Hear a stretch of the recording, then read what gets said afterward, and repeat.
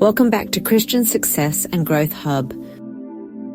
This is part 2 in the It Is Finished series, and I would highly recommend you watch these videos several times to absorb God's words and to really renew the mind.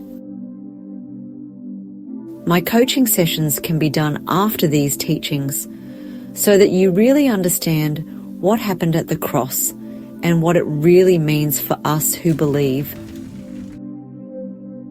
So what if I told you that you've been living beneath your potential? That the victory you've been begging God for, you already have? That Jesus saved you 2,000 years ago, and He didn't just save you, He restored your authority. Why is hardly anyone walking in it? Today, I'm going to show you what Jesus really meant when He said, "It is finished," and why you are meant to rule and reign right now. Enjoy this teaching till the end to see what Jesus really did. Let's rewind to the garden. In Genesis chapter 1, verse 26, God gave Adam complete authority over the earth. Genesis chapter 1, verse 26, then God said, "Let us make mankind in our image, so that they may rule over all the earth." Adam wasn't just placed in the garden, and he was given dominion over it. He was the caretaker, the ruler. But what happened? Yes, he sinned. And when he sinned, he didn't just fall. He handed over his authority to Satan. This is the part that a lot of religions fail to teach, or underestimate the consequences. That's why in Luke chapter 4 verse 6, Satan told Jesus, "I will give you all this power and the glory, for it has been delivered to me, and I give it to whomever I will." Let's hear that again. "It was given to me," said Satan. It was given by who? By Adam. But the story doesn't end there. Jesus came to restore what was lost. Through His life, death, and resurrection, He reclaimed the authority that Adam had surrendered. This restoration is central to the Christian faith, showing that Jesus not only paid for sin, but also restored the dominion that was intended for humanity. Jesus came as the second Adam. Where the first Adam failed, Jesus succeeded. And on the cross, He didn't just pay for sin, He took back the authority that Adam lost. This is very important because Satan acknowledges that he didn't steal the power.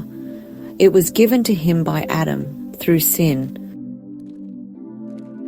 Satan is offering Jesus a shortcut, rule the world without the cross, but at the cost of worshipping Him.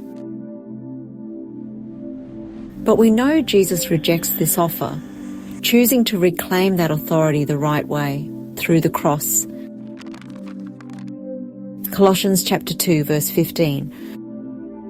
Having disarmed the powers and authorities, He made a public spectacle of them, triumphing over them by the cross.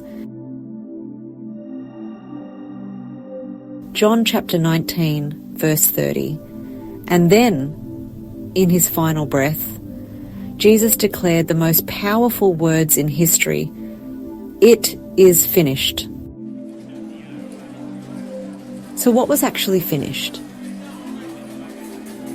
The debt of sin? Yes. The work of salvation? Yes. But also the transfer of authority back to us. Jesus is not on the cross anymore. Jesus didn't just take back the authority, He handed it over to you. He didn't keep the keys, He gave them back. Revelation chapter 1 verse 18. "I am the living one. I was dead, and now look, I am alive forever and ever. and I hold the keys of death and Hades. Matthew chapter 28, verses 18 to 19. All authority in heaven and on earth has been given to me. Did you catch that? Jesus said, all authority has been given to me, therefore go. In other words, he delegated that authority to us. So we go in his name with his power in us, backing us legally.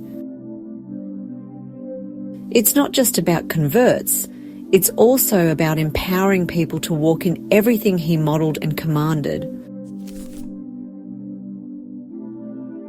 Luke chapter 10, verse 19. I have given you authority to trample on snakes and scorpions and to overcome all the power of the enemy. Nothing will harm you. All right, let's dive into how to walk in authority. It's crucial to understand this if you want to live a victorious life in Christ. So, how do you start walking in this authority? Well, let me break it down for you. Renew your mind, as it says in Romans chapter 12, verse 2. Stop thinking like a powerless victim. Remember, you're a child of the King. Speak with faith, as it says in Mark chapter 11, verse 23. Stop asking God to move mountains when he's given you the power, but you must believe it like he tells us.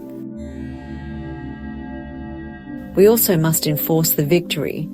Realize you now have the authority, the legal right, to cast out fear, sickness, and lies in Jesus' name. Walk in boldness.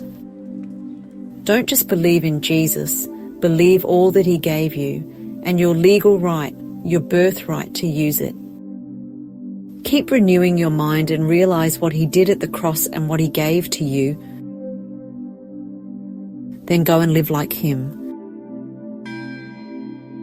Church, it's time to wake up. Jesus didn't die just to get you to heaven. He died to restore your authority on earth. Comment below, I take my authority. Hit subscribe, share this video, and don't forget to visit the description box to grab my Christian books for young people and dive even deeper. See you next time on Christian Success and Growth Hub.